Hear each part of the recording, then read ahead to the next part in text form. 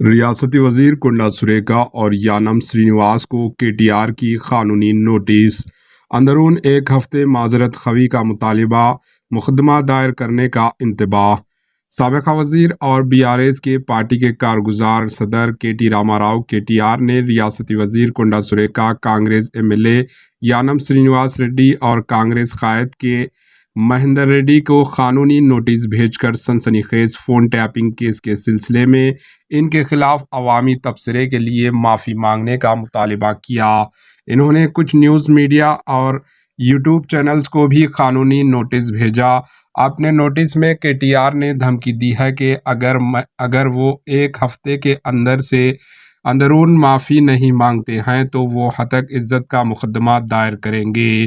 KTR ने कहा कि झूठे प्रोपेगेंडा फैलाने वालों को बख्शा नहीं जाएगा, चाहे वो चीफ मिनिस्टर ही क्यों ना बन जाए, और इनके खिलाफ कानून के मुताबिक सख्त कार्रवाई की जाएगी। केटीआर ने कहा कि इनका फ़ोन टैपिंग केस से कोई ताल्लुक़ नहीं है। इन्होंने इल्ज़ाम लगाया कि इनके नाम का बार बार साजिशी अंदाज में जिक्र किया जा रहा है। इन्होंने कहा कि इन लोगों के खिलाफ कानूनी कार्रवाई की जाएगी जो इस तरह झूठे इल्ज़ामात लगा रहे हैं जिससे इनके शोबे ख़राब हो। केटीआर ने इंतबा दिया कि अगर इनकी पार्टी का नाम किसी ऐसे मामले में लिया जाता है जिसका इनसे कोई ताल्लुक़ नहीं है तो कानून के मुताबिक सख्त कार्रवाई की जाएगी। अगर चीफ मिनिस्टर भी इस मामले में हैं तो वो हार नहीं मानेंगे। इन लोगों के खिलाफ कार्रवाई की जाएगी जो झूठा प्रोपेगेंडा कर रहे हैं। केटीआर ने वज़रा कुंडा सुरेखा, श्रीनिवास रेड्डी और के महेंद्र रेड्डी से एक हफ्ते के अंदर माफ़ी मांगने का मुतालबा किया। बसूरत दीगर कानूनी कार्रवाई अमल में लाई जाएगी। Bureau report, HN news. Legal వ్యవహారాలతో నాకు సంబంధం లేదు. ఫోన్ ట్యాపింగ్ అని చెప్పి లీకు వీరుడు రేవంత్ రెడ్డి గారు పాపం డైరెక్ట్గా ప్రెస్ కాన్ఫరెన్స్ పెట్టే దమ్ము లేదు, డైరెక్ట్గా ఆధారాలు ప్రజల ముందు పెట్టే దమ్ము లేదు. ఏముందో విషయం ఎవరికి తెలియదు. పోలీస్ రిమాండ్లో ఉన్న వాళ్ళకి కూడా ఫోన్లకు వెళ్ళి మీకు లీకులు వస్తాయి. ఈయన లీకు వీరుడు.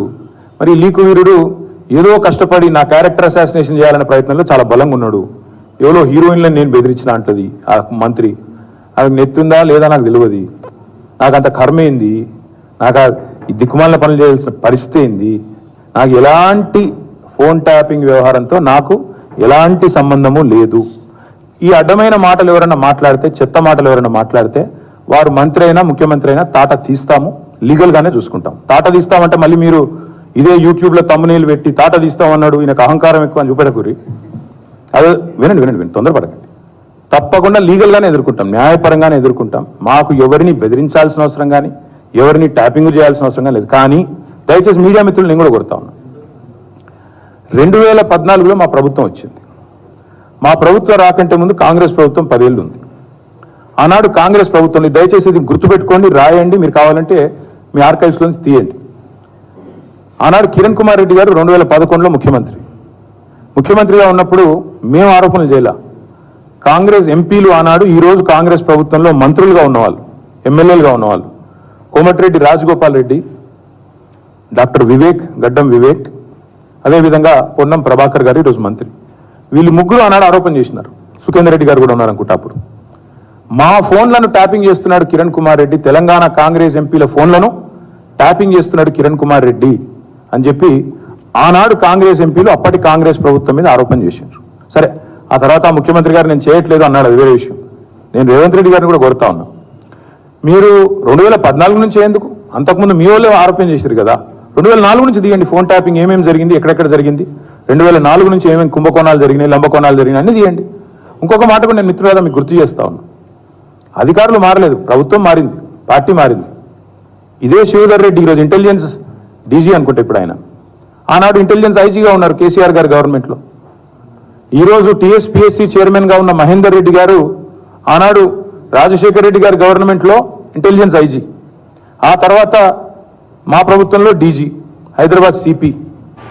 एचएन न्यूज़ को लाइक करें, शेयर करें और सब्सक्राइब करना ना भूलें।